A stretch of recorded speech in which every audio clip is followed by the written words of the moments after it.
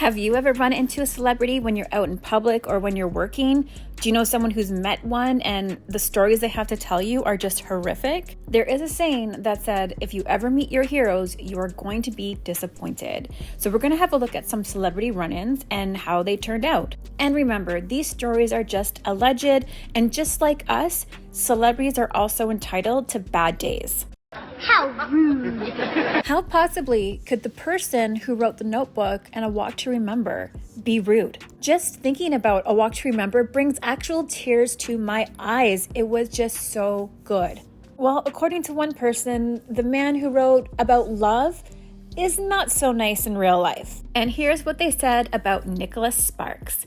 He used to park his stupid Jaguar with the personal license plate that said novelist in the church parking lot every week, even when they kindly asked him not to do that numerous times, because he was not a member of the church. There was parking on the street, but he didn't want to pay for the meter, I guess. Okay, my thoughts. You do it once, okay. You're asked not to do it again, you just don't do it again. Now let's have a look to see what some people have said about Hawkeye Jeremy Renner. I saw him at a convention a few years ago. He was completely disinterested in the fans at his panel. I saw a young girl ask him what he did in his spare time, if he enjoyed reading comic books or anything. He sarcastically replied that he had a life, had friends, went out. It wasn't the context, but more the implication. The panel went downhill from there. This one seems a little too made up for me. Could you really see anybody who is at a convention promoting a movie that he is in where he plays a comic book character and then basically criticizes the fans because they read comic books? I would really hope that Jeremy Renner is much smarter than to bite the hand that feeds him. Now that's the way to end a panel. This next one pains my childhood heart so much. But here's what some people had to say about Bill Nye, the Science Guy. Scene one, take one, Mark. Greetings, everyone. Bill Nye here. I hate to say that Bill Nye was the rudest. He was a jerk all 3 times I worked with him, so I couldn't brush it off as him having a bad day. And here's what another person who worked with him said. I worked with him too and completely agree. It's like he really likes being well known, but hates the work that comes with fame. Seems to have contempt for anyone who idolizes him while expecting to always be idolized. Billy. Why do you have to be this way? I'm really hoping it's not true, because how can a man who taught generations of young people to love science be such a jerk? Who wants to ruin my childhood next? Is someone now going to say that Mr. Dressup was an asshole? Or that Mr. Rogers is a racist? Which actually we know that one is not true. So don't even try. So not only is Rihanna the best smelling celebrity in the world. What's your favorite smell? Rihanna. What does she smell like? Smells like heaven. She is also the rudest. My wife worked at a private jet company and Rihanna was one of the clients. She is a jerk. The food she ordered was not loaded on the flight, so a different menu was served. She flung the plates and cutlery inside the plane and threw a massive fit mid-air. Maybe she only likes to eat certain things or has food allergies. This next one makes me chuckle, but grandpas apparently are having beef with Frank Sinatra, and here's what some people said. Let's switch channels. This show is dull. Frank Sinatra once called my grandfather an a-hole at the blackjack table just for sitting there. And then another person said, my grandpa worked closely with Frank Sinatra for many years. He was a womanizing, self-centered jerk. I don't know, what do you guys think? Is old Blue Eyes a jerk? I would think he probably was. Grandpas, just don't lie. Beyonce fans, don't come at me. I'm just the messenger, that is all. My coworker, who was the one who helped Beyonce at a previous job, said Beyonce never actually spoke during their meeting. She just indicated to the assistant to answer. I can't explain to you how the assistant knew the right answers already. I assume Beyonce did speak to her assistant at some point. I mean, you have an assistant for a reason, I guess. No surprise, we have a Kardashian-Jenner on the list. I'm a tiger on the prowl.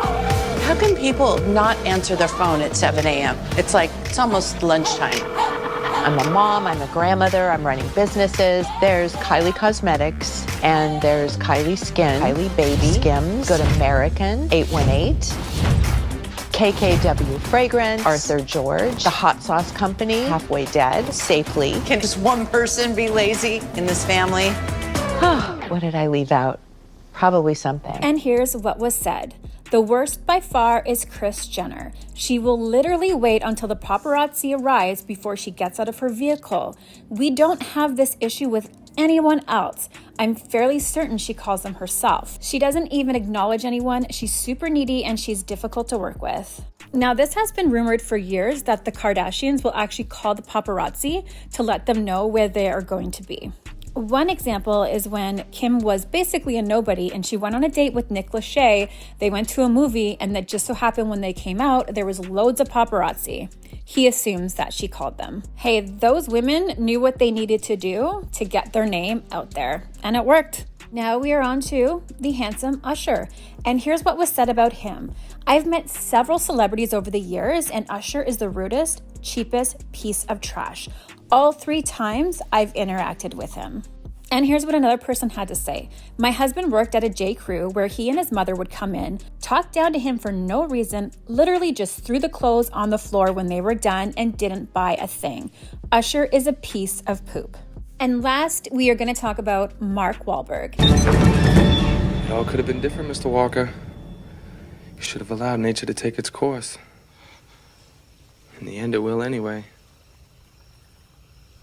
So let me in the fucking house! And here's what some fans had to say about him.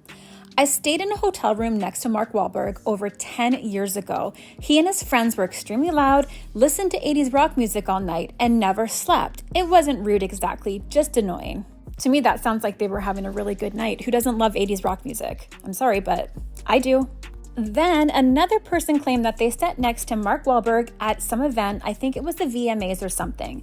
Wahlberg was being really annoying, spreading his legs out, being loud. So my friend goes, "Hey, Marky Mark, where's the rest of the funky bunch?" And Wahlberg just walked away, got security to boot my friend out. Come on, do you really blame him? I don't think Mark Wahlberg wants to forever be known as Marky Mark and the Funky Bunch. Though that song that they did put out was amazing, I think he's over that part of his life now. And probably a little bit embarrassed. Yeah, it's time flies, huh? Does that song ever get old? Because I feel like I hear it at ball games and everywhere. It gets old for me. What do your kids think about it? They're mortified. And as a bonus, I figured that we should restore our faith in humanity. So here is a fan encounter that turned out lovely. I'm LeVar Burton. This is my throne of books.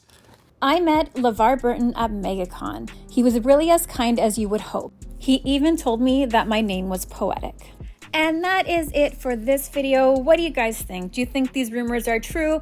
Again, I'm sure that there's some truth to some of them, but we have to remember, like I said, everybody is entitled to a bad day. I'm sure the rest of the world is not always perfect every single time they leave the house. Thank you so much for watching. I hope you all have the most wonderful day.